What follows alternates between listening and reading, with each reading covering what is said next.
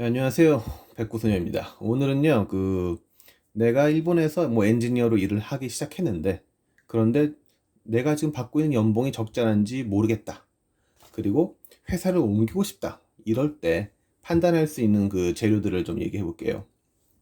여기 써놨죠, 미리. 나이랑 성별. 일단은요, 1번이랑 4번은 굉장히 일반적인 내용이고, 5, 6, 7. 여기는 좀 스킬이랑 연결되기 때문에 좀, 그, 딱 이렇게 답이 안 나와요. 예. 딱 떨어진 답이 없어요. 그런 게 있긴 해요. 그래서 좀 구분해 놨는데 하나씩 볼게요. 일단 일본 같은 경우에는 뭐 한국도 그렇겠지만 나이랑 성별에 따라서 그 급여가 좀 알기 쉽게 나뉘어 있는 편이에요. 특히 일본 같은 경우에는 그 자기 나이 곱하기 만, 그러니까 예를 들어서 내가 30살이다. 그럼 한 달에 30만 원을 받는다.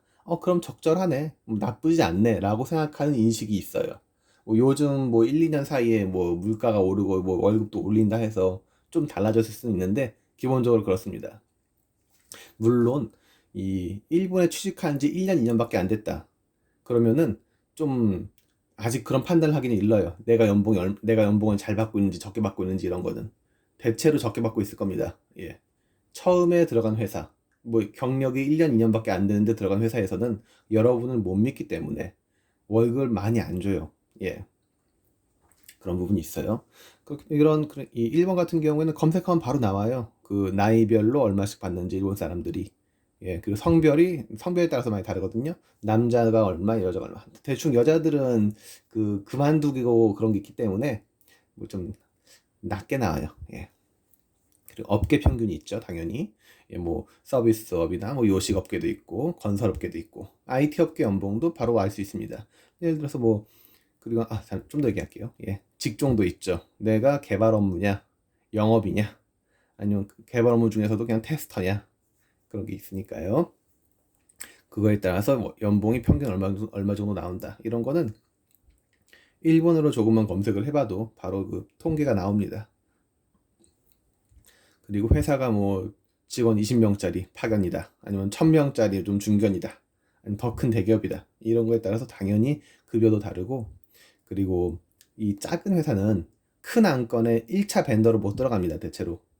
그러니까 뭐 2차, 3차 하청으로 해서 들어가는 경우가 많이 있는데, 그럴 경우에 중간에 떼어가는 그 소개료 같은 게 있기 때문에 자기 월급이 만약에 30만 원이다. 그런데 원청에서는 정말로 70만 원씩 그 지불하고 있는 경우도 있어요. 중간에 다 떼먹고 자기만 20 받고 30 받고. 뭐 이거는 근데 그런 거는 월급이랑 큰 상관이 없긴 해요. 예. 음, 제가 좀 말을 이상하게 하는 것 같은데 대충 넘어가죠. 그러니까 요 1, 2, 3, 4는 구글 같은 데서 뭐 검색을 해도 바로 나옵니다. 그러면은 내가 나이가 이런데 내가 업계가 이렇고 직종이 이렇고 회사 규모가 이런데 실제로 내가 받는 월급이랑 인터넷에서 찾아보니까 좀 차이가 있다. 그럴 때에는 좀 더 욕심을 낼 만해요. 그 1년 뒤에, 그러니까 매년 연말에 회사랑 그 자기 평가 같은 거 할 때 내가 이렇게 해왔는데 좀 평균보다 좀 적은 것 같다라고 말을 할 수 있거든요. 그럼 근거는 되니까요. 예. 그런 식으로 이야기할 수 있습니다. 그리고 그 같이 한국에서 일본으로 건너온 친구들이나 아니면 어떤 식으로든 알게 돼 있는 사람들, 그 엔지니어들한테 적당히 물어볼 수도 있어요. 얼마 받냐? 나보다 많이 받네, 나보다 적게 받네, 이런 식으로요. 예, 할 수 있겠죠. 그러면서 이제 어느 정도 이제 감이 잡히겠죠. 예. 이제 경력, 자격증, 외국어, 이게 뭐 비슷하게 보일 수도 있는데, 예를 들어서 뭐 경력으로 무슨 개발한 건을 몇 개 했다. 아니면 아예 거기서 뭐라고 해야 되나요? 역할이 어땠다, 이런 거 경력 있잖아요. 그러면 경력이 몇 개냐, 경력을 몇 개 있냐, 무슨 일을 해봤냐에 따라서 또 이제 그 연봉이 많이 달라집니다. 근데 이거는 그 같은 회사 안에 있으면 경력이 좀 쌓여도 월급이 막 올라가진 않아요. 경력을 한 두 개, 세 개씩 만들면서, 이 말하는 경력이라는 건 프로젝트 안건수예요. 예, 한 두 개, 세 개 했으면은 회사 옮길 생각을 해도 됩니다. 예. 그리고 그럴 때 이제 다시 자격증을 내미는 거죠. 내가 지금 자격증이 요거 있는데 너네 회사에서 연봉을 책정할 때 이런 자격증 같은 거 보지 않겠느냐, 그런 말도 할 수 있어요. 예. 뭐 IT 쪽은 자격증이 굉장히 많이 있잖아요. 예. 근데 경력이랑 자격증 중에 어느 게 더 중요하냐 따져보면은 경력이 훨씬 중요합니다. 너 이거 해봤냐? 너 저거 해봤냐? 이게 훨씬 더 큰 효과가 있어요. 나 그거 해봤는데요. 저거 할 줄 아는데요. 이렇게 말할 수 있다라는 거 굉장히 중요합니다. 예를 들어서 저 코드 쓸 줄 잠시만요. 미안해요. 내가 그 HTML 같은 거나 예, 인터페이스는 유저 인터페이스는 할 줄 모른다. 근데 데이터베이스나 뭐 코딩은 할 수 있어요. 코딩 중에서 로직은 짤 수 있어요. 라고 하는 거랑 그다음 뭐 다 할 줄 아는 거랑 예. 그리고 그거를 전부 다 클라우드의 런칭까지 다 할 수 있다. 아주 차이가 큽니다. 뭐 당연한 거죠. 자격증도 이제 뭐 조금씩 따놓으면 괜찮고. 예. 그래서 외국어 요거는 좀 특이한 케이스예요. 일본에 있는 IT 업계가 외국어를 필요로 하느냐 안 하느냐 이 업계에 따라서 굉장히 다릅니다. 어차피 일본에서 내수 쪽 IT 개발 업무를 하는 회사는 외국어가 그렇게 중요하진 않아요. 예, 솔직히 말씀드리면 물론 할 줄 알면 좋겠죠. 예. 그런데 만약에 외국어를 내가 좀 열심히 했다. 그러면은 이제 외국계 회사의 하청으로 들어가거나 좀 더 열심히 하면은 외국계 회사로까지 갈 수가 있어요. 이쪽은 특히 뭐 제가 말하는 거는 영어입니다. 그 일본어로 취직을 한다고 하면은 이제 한국어랑 일본어는 기본으로 갖고 가잖아요. 예. 그런데 한국어 자체가 솔직히 별 도움이 안 됩니다. 그럼 이제 저희들은 일본에서 일을 할 때 그냥 일본어를 어느 정도 하는 엔지니어 이거인 거예요. 예. 그러면 이제 여기 만약에 영어까지 해버린다. 영어도 뭐 그렇게 잘할 필요는 없어요. 근데 어느 정도 된다 싶으면은 그때부터는 뭔가 좀 길이 달라집니다. 예. 외국계 뭐 솔루션을 도입하는 안건 아니면은 뭐 외국계 회사에 뭐 밑에 들어가서 일하는 안건 이런 걸로 많이 들어가게 되다 보면은 경력이 또 그렇게 쌓이다 보면은 이제 나중에는 이제 회사를 아예 외국계로 갈 수도 있어요. 예. 그렇게 있죠. 이제 뭐 이런저런 뭐 1번부터 7번까지 조건들 다 따져보면서 내가 이런 경력이 있고 내가 이런 자격증이 있는데 아니면은 뭐 내가 이러한데 좀 월급이 좀 적은 것 같다. 아니면은 내가 지금은 이거밖에 못 받지만은 여기서 경력이랑 뭐 이거 어떻게 좀 더 이걸 좀 더 채워보면은 더 높은 데로 갈 수 있을 것 같아 라는 마음이 들 수도 있겠죠. 실제로 그렇게 할 수도 있고요. 회사를 옮기고 싶다 이거예요. 그러면은 이제 제가 아는 방법이 한 4가지 정도가 이렇게 있어요. 예. 엔지니어 이직 전문 업체. 일본 같은 경우에는 이제 엔텐쇼크라든지 비즈리치라든지 이런 회사들이 있습니다. 그런 회사들은 시세를 잘 알아요. 여기서 일하는 소개해주는 컨설턴트라고 해야 되나요? 상담사라고 해야 되나?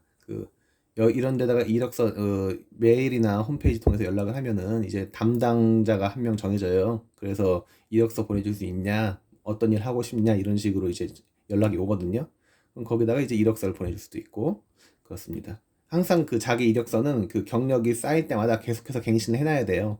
뭐 자격증을 따든지 간에 뭘 하든지 간에 이력서는 계속 갱신을 해놓고 언제라도 내가 이력서를 제공할 수 있을 정도 해놔야 됩니다. 이게 한 2년, 3년 다니다가 회사 옮길 때 급하게 이력 쓰다 보면은 또 깜빡해요.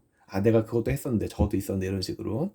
예, 그러니까는 이력서는 항상 준비를 좀 하시고 그럴 때 이제 엔지니어 이직 전문 업체 예, 이런 데다가 연락하는 것도 방법이고 내가 만약에 영어가 좀 된다. 그럼 링크드인이라는 사이트가 있거든요. 여기에다가 자기 프로필을 만들고 갱신을 하다 보면은 경력 같은 거를 갱신해 나가다 보면은 연락이 옵니다. 예.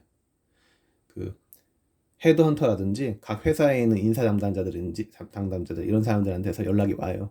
우리 회사 들어올래 이런 식으로. 예.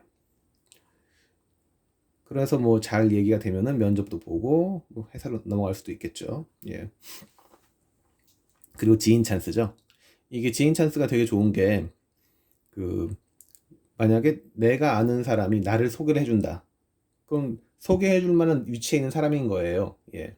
그 회사에서 한 2, 3년 일했고, 최소한. 예. 그 사람이 나를 잘 알고, 자기 회사도 잘 알고 하기 때문에 소개해줬을 때는 일단은 그 회사 입장에서도 저를 그렇게 의심하지 않아요.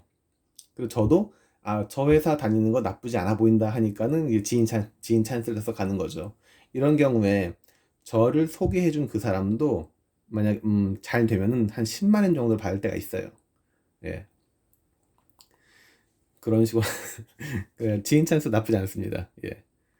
이 IT 업계도 보니까, 일본 IT 업계도 보니까 지인 소개로 들어가는 사람이 굉장히 많더라고요. 회사 규모랑 상관없이 큰 회사든 작은 회사든 간에, 예, 지인 찬스로 가는 경우도 있습니다.